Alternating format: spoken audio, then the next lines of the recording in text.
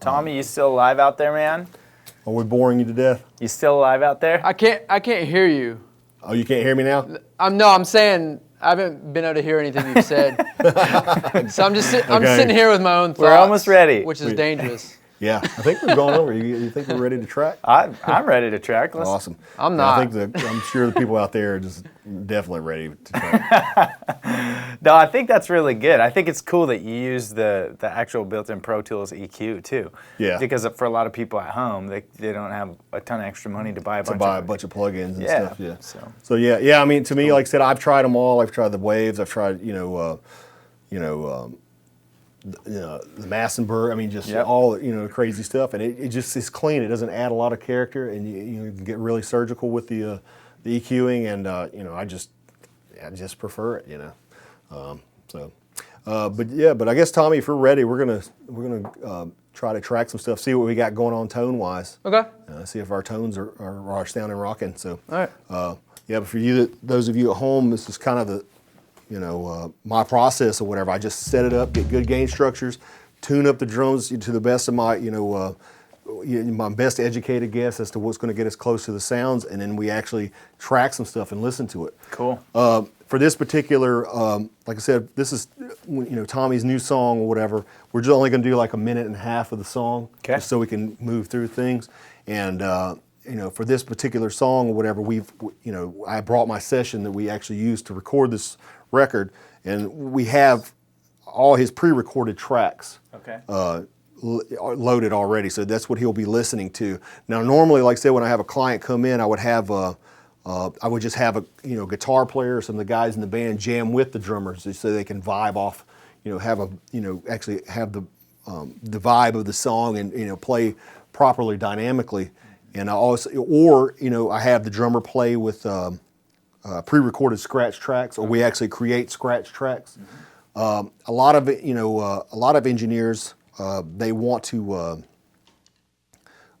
most engineers, I think, in the industry or whatever, they want to force the drummer to play with a click track. And in this case, Tommy can play with a click track, and he's going to play with a click track. It's a pre-recorded recording. But there are a lot of drummers out there who aren't rehearsed or practiced, or it's difficult for them to play with a click track.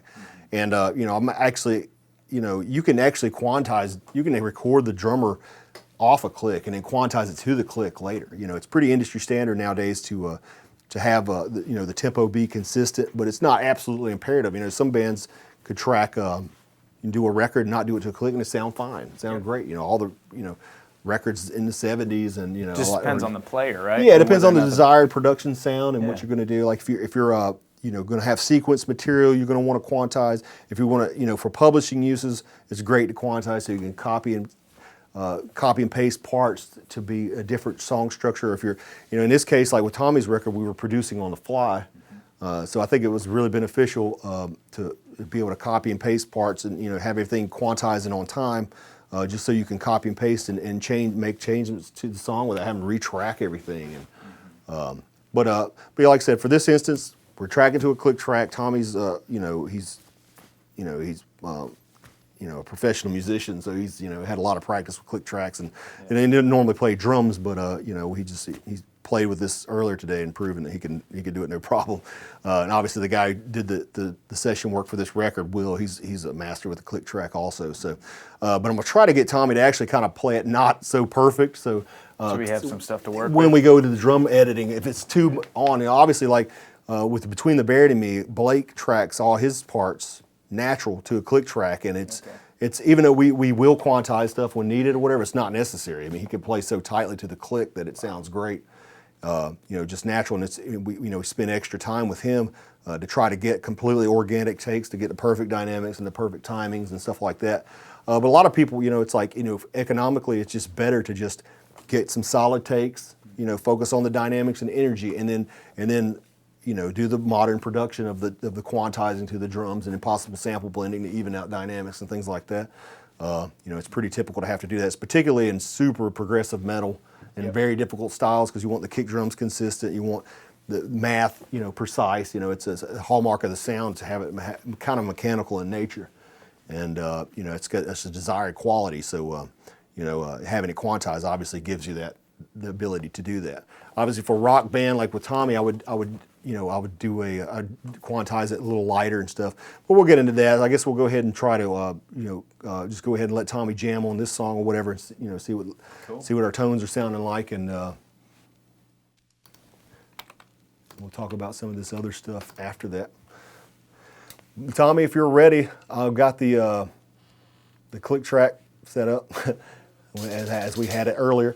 Just for those of you out there, like I said, we jammed earlier or whatever. I think it's important to note that, with the drummers or whatever, like they've got to be able to hear themselves. So you got to have a good, monitoring system. You got to have the click track nice and solid in the mix. Like I said, my system at home, I'm able to dial up separate mixes, for the drummer or for the guitar player, whoever's playing, so they can hear what they need to hear, how they need to hear it, and. But we've already done that work, so I won't bore everybody with going over that. But it's very personal. It's just however they want to set it up. But I think Tommy's got it set up already. But Tommy, I'll just roll it from the top, whatever you'll get your 4 count in or whatever. And just if you mess up or whatever, just you can just stop. And we can back it up and take it again, or we can punch it in. Just go ahead and jam this. Since we're only doing a minute and a half, just go ahead and jam it, and just whatever happens. Try not to play perfect. I know you're not a drummer, but I know you don't want to look ridiculous on But I need to be able to show the editing. So if it's too on time, not that bad. Don't play that poorly, but yeah. But just try to you can just rock out. Don't be too mechanical. Just kind of. A lot of the deal. that. Yeah, awesome. Here, let's give it a shot here.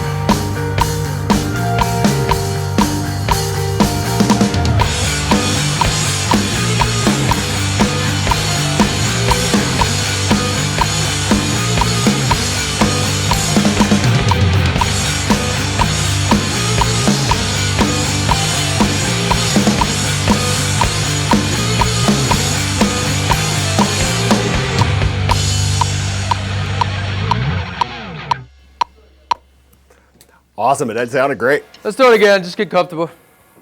But yeah, we'll let you do it again. All right.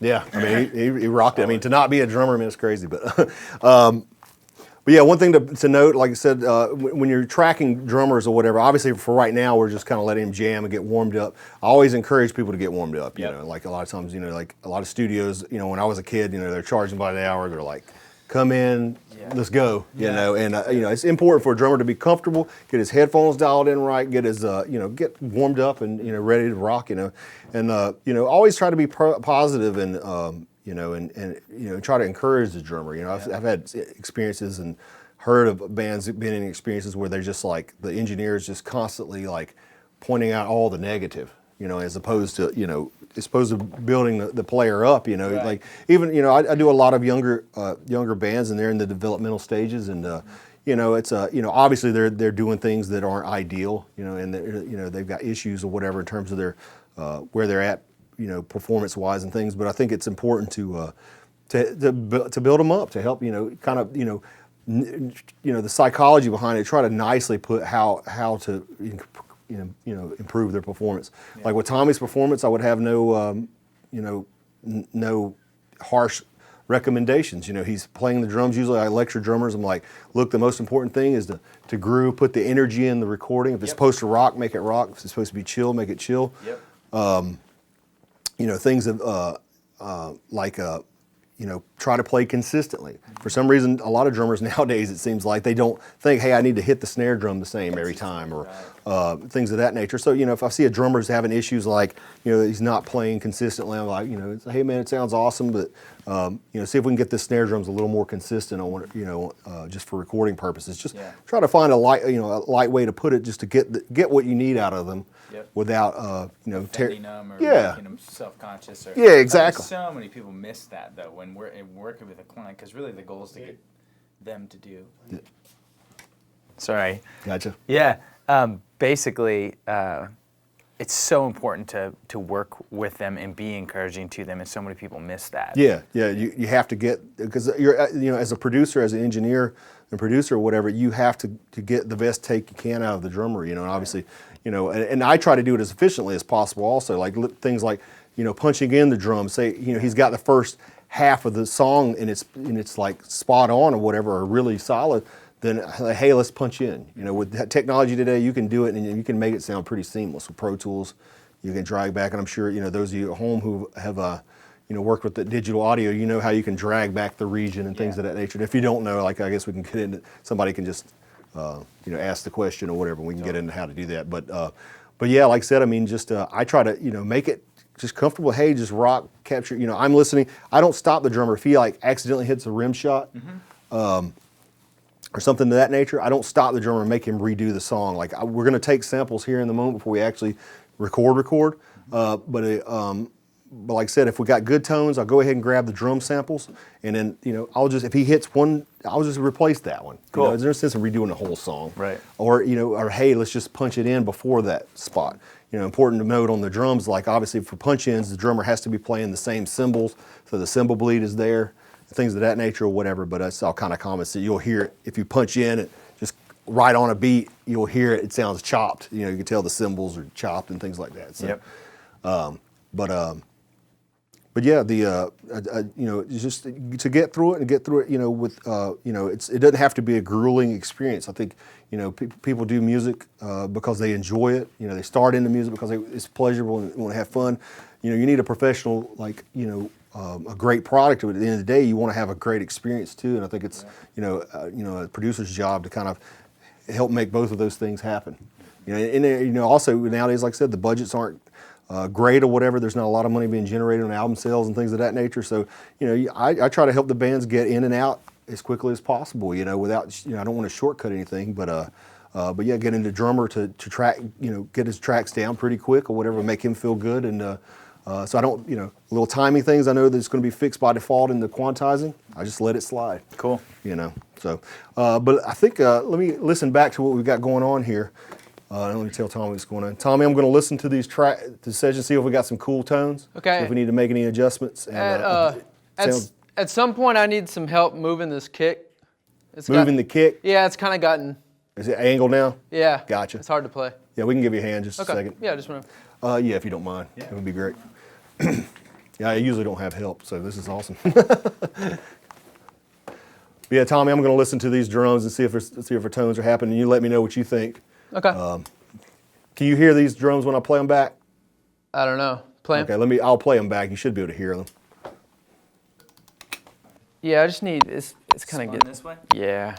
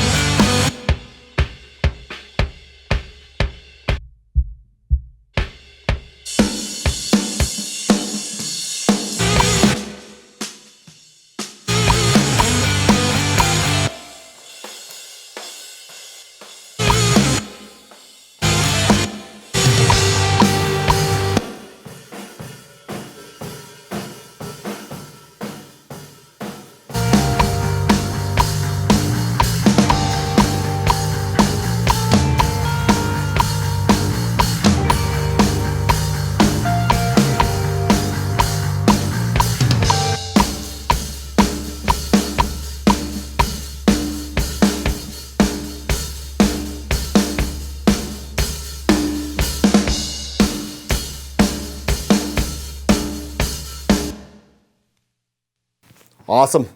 What do you think of the drum tones? I think it sounds pretty good. Yeah. Yeah, the like I said, one thing is important. Like what I just did, you know, I was isolating each drum to make sure we had a good, clean signal for one. You know, make sure there's no pops and clicks. You know, with digital stuff, as you guys know, that you can get like sync pops and Artifacts things. and Yeah, stuff, or the mics rattle, you know, cables rattling or a bad cable or something like that. So you want to check them individually or whatever, just to make sure you got some good, clean signal. But I think it's important to hear the stuff in the context of a mix. Because like I said, if you isolate, you hear some snare ring and things like that, and it's like by itself, it sounds kind of annoying maybe to some people. But when you're in the mix, like you can't, you know, you don't even hear it or whatever. And it's actually kind of a cool character type thing. So, you know, I think it's important to have some scratch guitars in the mix or something like that so you can hear and get an idea how the drums are going to sound in the final product. Yeah. And like I said, again, where I do my, you know, compression and EQ as stuff is in the ballpark, it's like, you know, you kind of get an idea how things are going to shape up in the final. Now, obviously, like I said, once we get into mixing, I'll get into more surgical EQing of a snare. But like I said, I just want to make sure our raw tones are solid or whatever. And like I said, it's in my opinion, but I also try to bring the client in, and you know, I try to explain to the client that hey, these are raw, these aren't processed. I don't have the toms gated and things of that nature, so it doesn't sound 100%, but I think it's in the ballpark. What do you think? Yeah. Sometimes they can voice like, well, hey, you know, the kick drum isn't exactly what I had in mind. Then you can be like, well, what do you want different about it? Let's. Is there a record that you can kind of give me an idea? Reference Or you might have to do some further production, like you know, further EQ, further compression, or something like that, to really sell the client on, hey, the final product is going to be the way you want it. Okay. You know, and you know, a lot of times, like I said, I don't try to personally as a producer, I don't impart my tones and my sound and preference on stuff. I might make a suggestion, but at the end of the day, whoever's paying is the boss in my mind. You know. Yep. In my opinion, is how I approach my business too.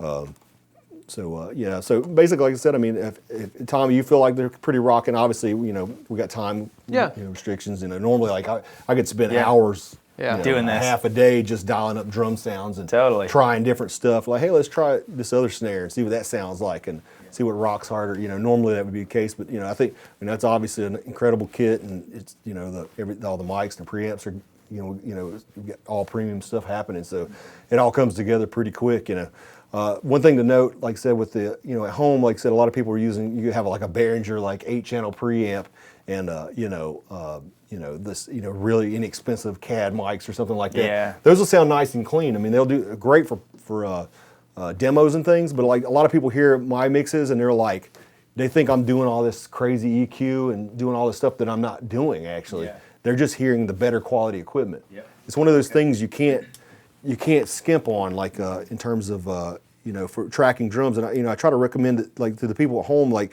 if you don't have the premium DA conversion, AD conversion, the premium preamps, the correct mics and stuff, just go to a studio. There's tons of studios everywhere around country, around the world who have this stuff already, and just track the drums. I mean, usually, if you got your stuff written and well rehearsed, you can track the drums in a day or two, oftentimes. So it's just just do the drums. Everything else, honestly, for rock and metal, almost can be done at home.